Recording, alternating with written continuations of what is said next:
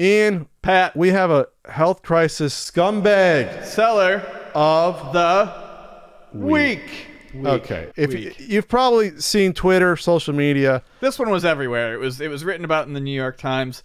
But if you didn't, we're definitely naming what's that boy's name? Matt and Noah Colvin, two brothers. They live in Tennessee, and they were hoarding something like 17,700 bottles of hand sanitizer. So the New York Times did a little article on them, and some there's other people doing this too. They said that they stayed home near Chattanooga, and they were Tennessee. Yeah, and they were going out to the Dollar Trees and all the family markets and all the dollar stores. And Walmart and Staples and Home Depot. And buying all the sanitizer and cleaning supplies. He was flipping those bottles of sanitizer that he was getting, as he stated, for $1. And, I mean, if you read the article, like I said, he harvested this stuff mostly from, like, dollar stores. He was flipping those bottles for $20 online. Here it says something between $8 and $70 each. So there you go. Crazy money. So Amazon actually did something good. eBay did it too. When they got wind of this, just in general, because this has been going on, and they pulled all listings for price gouging. Basically, anyone who was trying to sell sanitizer and cleaning supplies or masks, you know, the things, toilet paper, the things that people have been running out of. Anyone who was trying to flip those, they were having their listings pulled. Scalpers. So all of a sudden, Matty Colvin here and his brother, family man, family business. God, I want to fucking hit him. And that shirt is part of the reason. I can't sell the stuff I'm scalping. My shirt says family twice, so I'm a good guy. I'm sorry, I gotta back up. I like when scumbags try to get around the fact that they're scumbags by saying, I have a family, or they show a picture of their kid. Right. Any asshole can have a kid. Yeah, and the person you're fucking selling that sanitizer to probably has a kid too. So yes. Maybe think about that. Or just don't fucking squeeze them out. Keep your dick in your pants. Fucking cut the lines, boys. Sorry, going on. Don't have a fucking kid. You don't need one. So there was a lot of backlash to this. Why did this person agree to do this interview with the New York Times? Because these people, honestly, they really don't have any idea of how they present themselves? No, well, there was somewhere in this article, he says that he thinks of himself as doing a service in fixing problems in the market. A public service. Yes, a public service. Fixing problems in the market where certain things are shipped here, but they need to be elsewhere. You know, I salute you, sir, for your public service and restricting the supply. Yeah, well, that $20 bottle of sanitizer doesn't take into account my labor and my effort. This is the kind of guy who buys something, and then when he resells it, he says, I'm just trying to get what I put into it. It's my time and effort. So I'm going to charge 20 times what it is.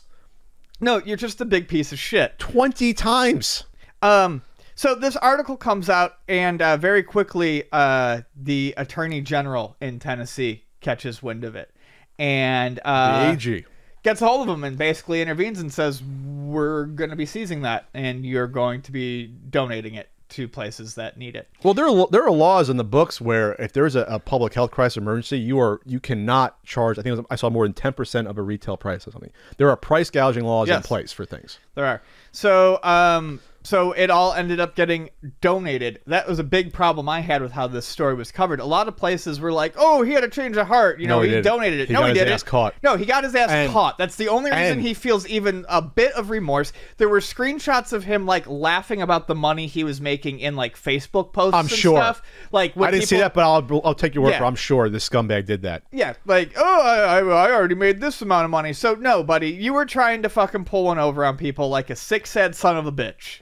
Oh, he also bought, at least this wasn't him going to stores. He also bought pandemic packs from a defunct company and sold those as well. At least in that spot, you actually were acting as a regular wholesaler deal. You weren't scalping things off of shelves there. Other people were saying, Chris Anderson, an Amazon seller in central Pennsylvania, said he and a friend had driven around Ohio buying about 10,000 masks from store. He used coupons to buy packs of 10 for around $15 each and resold them for $40 to $50. After Amazon's cut and other costs, he estimates he made a $25,000 profit. So a lot of these people made some profit before Amazon and eBay cut it down. Yeah, they made some, but obviously they have losses if they have a bunch of shit laying around still. So the whole point, I mean, you're not shocked when you hear bad human behavior when there's a crisis or potential public health crisis happen. But it's also on the consumer to realize that I don't need to spend $50 on a bottle of hand sanitizer. And if I'm at home, I have soap and water. There's no reason to have a bottle of hand sanitizer. You use a bottle of hand sanitizer if soap and water is not available. If you're working at a shop, if you're constantly touching things, yes, then you need a bottle of hand sanitizer. The average person does not need bottles of hand sanitizer laying around if you're at home. So you have to be informed about what hand sanitizer does versus soap and water. It doesn't give you a layer of protection magically to keep you safe from everything. It's just, oh, I don't have soap and water. Here you go. I'm good now. That's what it is. The same thing with the mask. A regular surgical mask doesn't really protect you. It prevents you from spreading disease, from sneezing out, but it's not airtight. You need a special type of mask to prevent you from air coming in. So you got to be careful and know what the hell's going on when it comes to this. I just think the cojones, though, to say I'm doing a public service by artificially restricting supply and scalping in a time, whether or not people should be buying stuff or not, it's still ridiculous. It's still ridiculous. No, it's gross. And if someone fucking smacked him across the face, I'd laugh. I'd fucking rewind it. Let's not condone some physical violence. He's getting his comeuppance right now. And keep in mind, the Attorney General just said the donation doesn't mean he's out of he still can be in trouble. We can still prosecute him. Yeah, absolutely. Because he still committed the crime of selling it. He just didn't sell everything that he had. That's when the crime occurs. Not buying everything. It's then when you do the price gouging. That's when now you're in trouble here. Here it is. An official at Washington's Attorney General's office said that the agency believed it could apply the state's consumer protection law to sue platforms or sellers, even if they are in Washington. So that's why Amazon has to come down to eBay. This is no longer, we don't know what's on our marketplace. They have to monitor stuff because they're making money off it as well. The platforms make money off of the price gouging too. They can take it for probably why they're so speedy to fucking monitor it. I wish I did this for counterfeit items, but this is at least a clear and present danger that they realize they have to do this. Tennessee, where Mr. Colvin lives, has a price gouging law that bars people from charging unreasonable prices for essential goods and services, including gasoline and direct response to disaster, according to a state website. On Saturday, after the Times published this article, the Tennessee Attorney General's office said it had sent investigators to Mr. Colvin's home, given him a cease and desist letter, and was now investigating his case. Mr. Colvin does not believe he was price gouging. He brought it up. There's time and effort into this. And in his bullshit about he charged $10 for shipping. You really think this guy is putting extra protection or sending that in fucking bubble mailers? Let's be honest here. Well, the article says, and I read it, that alcohol-based sanitizer is pricey to ship because officials consider it a hazardous material. You think this guy's following that? No, honestly, I highly doubt he was telling. Yeah, or putting it in a Ziploc bag and throwing it in a 20-cent bubble mailer. Right. Let's be real here.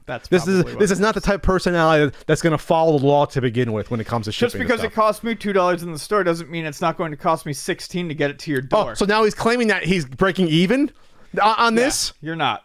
You're not, dude. You're not a hero. At $20 on Amazon, you're making $15 still after Amazon's cut and the shipping, and then the buyers usually pay for shipping too. So don't even put that in. You're making $15. Oh, here was the line I said earlier. But what about the morality of hoarding products that can prevent the spread of the virus just to turn a profit? Mr. Colvin said he was simply fixing inefficiencies in the marcupplace. Some areas of the country need these products more than others, and he's helping send the supply toward the demand. Oh yes. Yes, you cunt. You're a fucking hero. You don't know how scalping works. God, you're a hero. The efficiencies in the marketplace. You caused the inefficiencies in the marketplace. You caused them by having 18,000 bottles.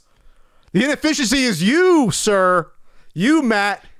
Oh, wow. And then he keeps going. It just keeps getting better. There's a crushing, overwhelming demand in certain cities right now, he said. The Dollar General in the middle of nowhere outside of Lexington and Kentucky doesn't have that. He thought about it more.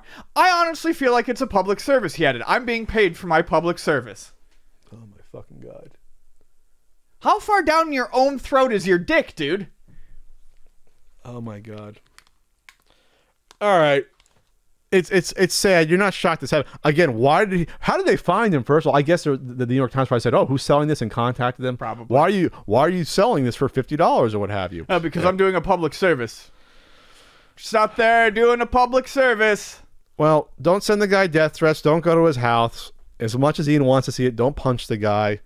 I'm not saying go punch him. I'm just saying you wouldn't mind if you saw it.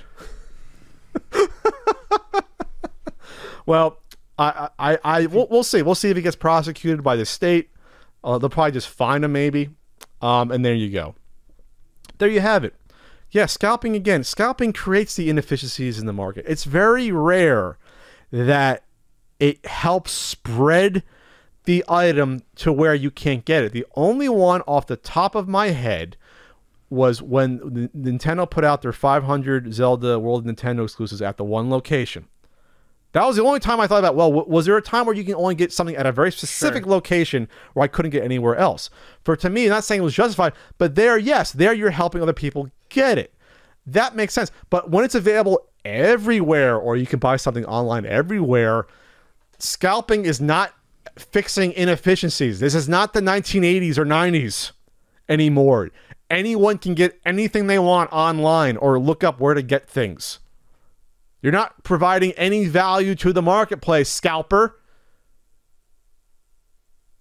It's unethical, it's immoral in this case, and it's illegal on top. yes. You got the trifecta. Usually it's just unethical and/or, it's unethical. It's going to be immoral to scalp a fucking video game, but this is unethical, immoral, and it's illegal. You get all three of them. You get the triforce of scumbaggery. So for that reason, Matt Colvin and friend and brother, you are the scumbag seller of the week.